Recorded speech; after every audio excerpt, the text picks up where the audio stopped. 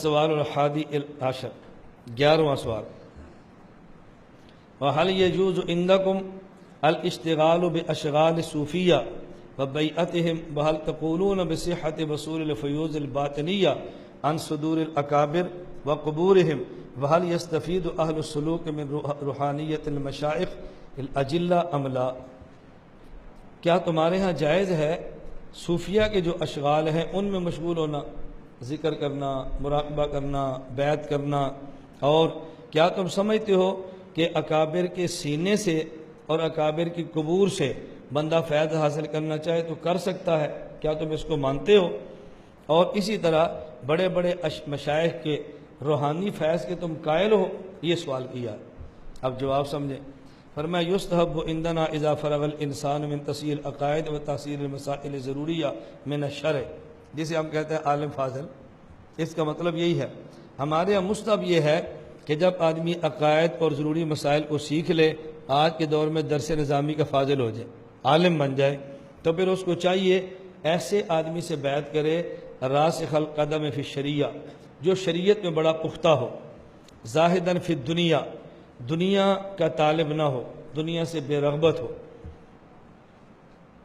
راغباً فی الآخرہ، آخرت کو طلب کرتا ہو، قد قطع عقبات النفس، وہ نفس کی گھاٹیاں ان کو کراس کر چکا ہو، وتمرن فی المنجیات، اور جو شریعت کے اعمال نجات دینے والے ہیں ان کی پابندی کرتا ہو، وتبطل عن المہلکات، اور گناہ کبیرہ اور صغیرہ پر اصرار اس سے بچتا ہو، کاملاً مکملاً، خود بھی کامل ہو اور دوسرے کو مکمل کامل کر سکتا ہو، وَيَضَعُ يَدَهُ فِي يَدِهِ، اس کے ہاتھ کے اندر اپنا ہاتھ دے دے، وَيَحْبِسُ نَظْرَهُ فِي نَظْرِهِ، اس کی نظر میں اپنی نظر میں لا دے، وَيَشْتَغِلُ بِاشْتِغَالِ صوفیہ، اور صوفیہ کے جو اشغال ہیں، ذکر، فکر، فناء کلی، اپنے آپ کو شیخ کے اندر فنا کر دے، کہتے ہیں نا فنا پہ شیخ، اس اپنے آپ کو شیخ میں فنا کر دے، وَيَقْتَسِبُ النِّسْبَةَ الَّتِي هِيَ النِّعْمَةُ الْعُظْمَى وَالْغَنِيمَةُ الْكُبْرَى وَهِيَ الْمُعَبَّرُ عَنْهَا بِلِسَانِ الشَّرْعِ بِالْإِحْسَانِ، یہ بہت بڑی نسبت، جو بہت بڑی نعمت ہے جسے حدیث پاک میں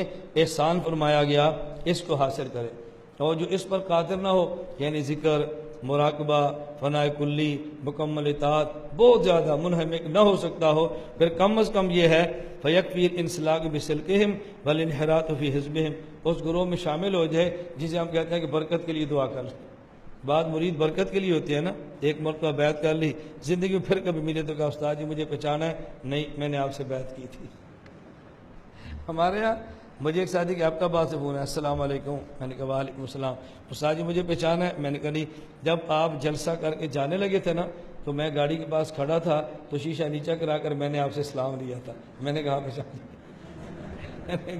پہچان لیا۔ میں کبھی سمجھاتا ہوں ہمارے پہچان کا طریقہ کیا ہوتا ہے، کوئی بندہ ملتا ہے نا کسی علاقے میں، مولانا صاحب السلام علیکم، مجھے پہچانا ہے؟ ہم کہتے نہیں، میں نے پچھلے سال آپ کے مرکز عصر کی نماز آپ کے پیچھے پڑھی تھی، آپ پہچان لیے۔ تو بعض ایسے چلو برکت کے لیے شامل ہو جائے بھی ہم نے بیعت کی تھی، اصل تو وہ ہے، ورنہ کم از کم یہ ہے۔ کیوں؟ اللہ کے نبی نے فرمایا المرء مع من احب، آدمی اسی کے ساتھ ہوگا قیامت کے دن جس کے ساتھ دنیا میں محبت کرے۔ حضرت انس بن مالک رضی اللہ عنہ فرماتے ہیں ایک آدمی نے پوچھا یا رسول اللہ متی الساعۃ، قیامت کب آئے گی؟ آپ نے فرمایا ما عادت للساعۃ، قیامت کی تیاری کیا کی ہے؟ اس نے کہا ما عادت للساعۃ الا انی احب اللہ ورسولہ، میں اللہ کے رسول سے محبت کرتا ہوں، اس کے علاوہ میری کوئی تیاری نہیں ہے۔ آپ نے فرمایا المرء مع من احب، آدمی اسی کے ساتھ آخرت میں ہوگا جس کے ساتھ دنیا میں پیار کرتا ہے۔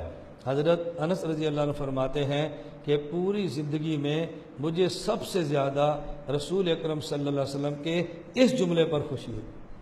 کیوں؟ ہمارے سب سے بڑے محبوب ہی حضور ہیں، تو مجھے یقین ہو گیا میں قیامت کے اللہ کے نبی کے ساتھ ہوگا۔ فرمایا اولئک قوم لا یشقی جلیسہم، یہ ایسے لوگ ہیں ان کے ساتھ بیٹھنے والا کبھی محروم نہیں ہوتا، جیسے فجر کی نماز کے بعد مجلس سے ذکر ہوتی ہے، یہ ایسے لوگ ہیں۔ میرا خیال ہے آپ کو ساری بات سمجھ آ گئی ہوگی۔ حدیث پاک میں ہے نا، ذکر کی مجلس ہوتی ہے، فرشتے واپس جاتے ہیں، اللہ فرماتے ہیں کہاں سے آئے تھے؟ کہتے ہیں اللہ کچھ لوگ تیرا ذکر کر رہے تھے۔ اللہ فرماتے ہیں کیا مانگتے تھے؟ کہا جنت دیکھی ہے؟ کہا جی نہیں۔ دیکھ لیتے تو کتنی طلب سے مانگتے؟ کیسے پناہ مانگتے؟ کہا جہنم سے۔ جہنم دیکھی ہے؟ کہا جی نہیں۔ دیکھ لیتے تو پھر کہا اللہ اور زیادہ پناہ مانگتے۔ اللہ فرماتے تم گواہ بنو، میں نے ان سب کو معاف کر دیا۔ فرشتے کہتے ہیں ایک آدھ تو ذکر کے لیے نہیں بیٹھے تھے، وہ مرکز کا قانون تھا، ان کی مجبوری تھی کہ باہر مفتی شبیر صاحب بیٹھے تھے، اندر مولانا الیاس گوہر بیٹھے ہوئے تھے، وہ پریشان تھے کہ ہم کس دروازے سے جائیں۔ اللہ فرماتے ہیں اولئک قوم لا یشقی جلیسہم، یہ بیٹھنے والے اتنے اچھے ہیں، اس کی مغفرت بھی ہو جاتی ہے جو پھنسا بیٹھا ہے۔ میں آج کے ماحول میں اس کا مفہوم اس کے علاوہ کیا بیان کروں؟ جو اپنے کام کے لیے بیٹھا ہو، ذکر کے لیے نہ بیٹھا ہو، فرمایا اس کی مغفرت ہو جائے گی، یہ ایسی قوم ہے۔ اس کا معنی یہ نہیں ہے کہ موبائل چوری کرتے رہے کہ مغفرت ہو ہی جانی ہے، دوسرے کا کھانا حرام کھاتے رہے کہ مغفرت ہو ہی جانی ہے، کسی کی جوتی اٹھا لے کہ مغفرت ہو ہی جانی ہے۔ لعنت ایسی زندگی کے اوپر، لعنت ایسی زندگی کے اوپر۔ سچی بات یہ ہے ضمیر ہمارے اوپر لعنت کیوں نہیں بھیجتا؟ 1000 2000 کا موبائل ہوگا کوئی چوری کر لے گا، کسی کی تھوڑی سی قیمتی چیز ہوگی چوری کر لیں گے، کسی کا جوتا ہوگا پہن کے چلے جائیں گے، کیا فائدہ ایسی زندگی کا؟ اللہ کی قسم کم از کم یہ گناہ تو عام بندے کو بھی نہیں کرنی چاہیے، لیکن طالب علم کو اس گناہ سے لاکھوں کوسوں دور رہنا چاہیے۔ بہت زیادہ بے حیائی کی بات ہے کہ آدمی کو چھوٹا جرم بھی کرے۔ میں یہ نہیں کہتا کہ آپ ایسا کرتے ہو، لیکن میں یہ ضرور کہتا ہوں کہ جب پڑھنے کے لیے آتے ہیں تو سارے پڑھنے کے لیے نہیں آتے، بعض تشکیل پر ہوتے ہیں۔ آپ یقین فرمائیں مکہ مکرمہ حرم آپ عمرے کے لیے جائیں، مدینہ منورہ زیارت مسجد کے لیے جائیں تو وہاں بھی کچھ لوگ عمرے کے لیے نہیں جاتے، صرف مانگنے کے لیے جاتے ہیں، اور بعض پڑھنے کے لیے نہیں آتے، گناہوں کے لیے آتے ہیں۔ اللہ کے لیے ڈر لگتا ہے کہ اللہ ایمان سے محروم نہ فرما دے۔ چوری بھی کی ہے تو کس کی، اور چوری بھی کی ہے تو کون سی چیز کی؟ بندے کو سن کر شرم آتی ہے۔ اللہ ہم سب کی حفاظت فرمائے۔ بس یہ چھوٹی سی بات مکمل کر رہے ہیں۔ انہوں نے فرمایا ہمارے سارے مشائخ یہ بیعت بھی کرتے ہیں اور صوفیاء کے اشغال بھی حاصل کرتے ہیں، البتہ اولیاء اور اکابر کے سینوں سے فیض حاصل کرنا اور ان کی قبور سے فیض حاصل کرنا ہم اس کے قائل ہیں، لیکن ایسے نہیں جیسے عوام کرتی ہے کہ قبر پہ سجدہ کر لے، قبر والے سے مانگنا شروع کر دے، اس کو چاٹنا شروع کر دے، ننگے پاؤں طواف شروع کر دے۔ اس طرح فیض حاصل نہیں ہوتا۔ اس فیض کا وہی طریقہ ہے جو اہل علم، اہل ذکر اور اہل بیت جانتے ہیں۔ اس کا طریقہ یہ نہیں جو یہ کہتے ہیں، اس کا طریقہ مختصر ذہن نشین فرما لیں۔ اپنی قبر پر جائے اور قبر پہ جا کے مراقب ہو جائے اور یہ تصور کرے یہ اللہ کا نیک بندہ ہے اور اس نیک بندے کی قبر پہ اللہ کی رحمتیں نازل ہو رہی ہیں، اور جہاں رحمتیں نازل ہوں پاس بیٹھنے والا محروم نہیں ہوتا، لہذا مجھ پر بھی خدا کی رحمتیں آ رہی ہیں۔ جیسے آپ کمرے میں بیٹھے اور پنکھا اپنے لیے چلائیں، یہ دوسرا بندہ جو آیا ہے اس کے لیے پنکھا چلا نہیں ہے، پنکھا آپ کے لیے چلے، لیکن جب ہوا اوپر سے آئے گی تو جس کے لیے پنکھا نہیں چلا ہوا اس کو بھی ملتی ہے۔ یہ تصور کریں اللہ کی رحمت اس کے اوپر آ رہی ہے اور میں اس کے پاس بیٹھا ہوں تو اللہ اس رحمت سے مجھے بھی محروم نہیں فرمائیں گے۔ جو فیوز اس پر ہے وہ فیوز ملیں گے، اور وہاں اللہ سے دعا کریں جس طرح اللہ آپ نے کرم کیا اور ان کے سینے کو دین کے لیے کھول دیا، اللہ ان کی برکت سے میرا سینہ بھی کھول دے۔ اللہ آپ نے ان کو محبت کی نگاہ سے دیکھا، یہ کامل ہو گئے، وہ محبت کی نگاہ مجھ پر فرما میں بھی کامل ہو جاؤں۔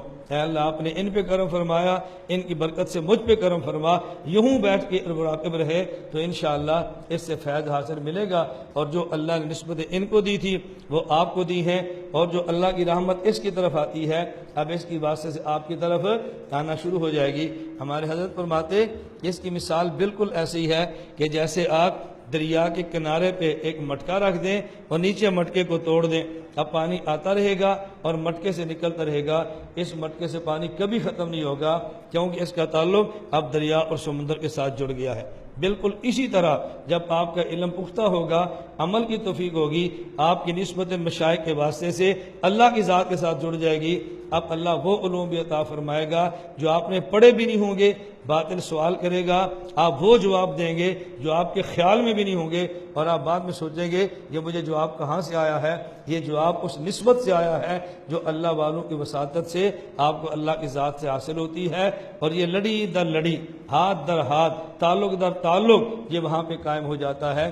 جیسے ہمارے ہاں ایک طالب علم ہے، اس کا تعلق ہم سے ہے، آگے اس کا تعلق اپنے استاد سے ہوتا ہے، اس استاد سے براہ راست ہمیں تعلق نہیں ہوتا، لیکن ہمارے تو کہتے ہیں استاد جی یہ ہمارے استاد جی نے آپ کے لیے خوشبو بھیجی ہے، اب دیکھو نسبت بنی نا تو وہاں کی خوشبو آ گئی، یہ ہمارے استاد جی نے آپ کے لیے زمزم بھیجا ہے، یہ ہمارے استاد جی نے فلاں چیز بھیجی ہے، میں کل وہاں کمرے میں بیٹھا تھا، ہمارے پاس چھوٹا سا برتن پڑا ہے پلاسٹک کا، مد اللہ کے نبی کے دور میں تھا کہ بھائی عظیم کراچی سے آئے تو انہوں نے کہا جی حضرت مولانا ڈاکٹر عبدالرزاق سکندر صاحب نے آپ کے لیے مد کا برتن بھیجا ہے۔ اب دیکھو درمیان میں واسطہ آیا تو چیزیں ملنے شروع ہو گئی نا۔ یہی معنی ہوتا نسبت کا کہ جب اہل اللہ سے تعلق ہوتا ہے، تعلق اللہ کی وجہ سے ہوتا ہے، اس لیے اہل اللہ کی وجہ سے اللہ سے تعلق بنتا ہے تو اللہ رب العزت کی طرف سے انعامات اس اہل اللہ کی واسطے سے بندے کو پہنچنا شروع ہو جاتے ہیں۔ یہ ہے اکابر کے سینے سے فیض حاصل ہونا، اور یہ ہے اکابر کی قبروں سے فیض حاصل ہونا۔ اس لیے جو نہیں سمجھتے تو کہتے ہیں دیکھو قبور سے فیض کے قائل ہیں۔ اس لیے حضرت نے فرمایا کہ ہم ایسے کرتے ہیں جیسے خواص میں معروف ہے، ایسے نہیں کہ جیسے عوام اکابر سے اور قبروں سے فیض حاصل کریں۔ ان کا طریقہ اور ہے، ہمارا طریقہ اور ہے۔ لا الہ الا اللہ، لا الہ الا اللہ، لا الہ الا اللہ، ما لنا رب سوا۔ لا الہ الا اللہ، لا الہ